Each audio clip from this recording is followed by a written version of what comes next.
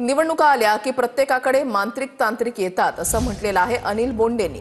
कोणी म्हणतात मतदारसंघ बांधून देऊ तर कोणी मतदानावर प्रभाव टाकून देऊ असं सांगतात असं अनिल बोंडेंनी म्हटलंय। निवडणुकीच्या काळामध्ये पैसे कमवणाऱ्यांच्या अनेक टोळ्या असतात असं अनिल बोंडेंनी म्हटलंय। पवारांच्या काळामध्ये अनेक लोक आले असतील अनिल बोंडेंचे वक्तव्य आहे। जागरूक लोकांनी भामट्यांना पोलीस स्टेशनला देणं आवश्यक होतं असं बोंडेंनी पुढे म्हटलंय।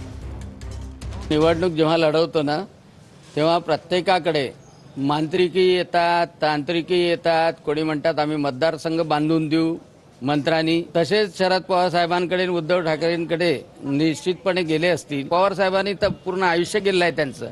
त्यांच्या काळात अनेक लोक आले असतील मंत्रतंत्रांनी बांधणारे, आम्ही टेक्निकली मशीना हॅक करून देतो सांगणारे। खरं जर पाहिलं तर जागरूक नेत्यांनी त्या लोकांना तातडीनं तेव्हाच पोलीस स्टेशनमध्ये देणं आवश्यक होतं। कारण असे फसवेगिरी करणारे जे भामटे असतात त्या भामट्यांना पकडणं हे खऱ्या नेत्याचं काम आहे।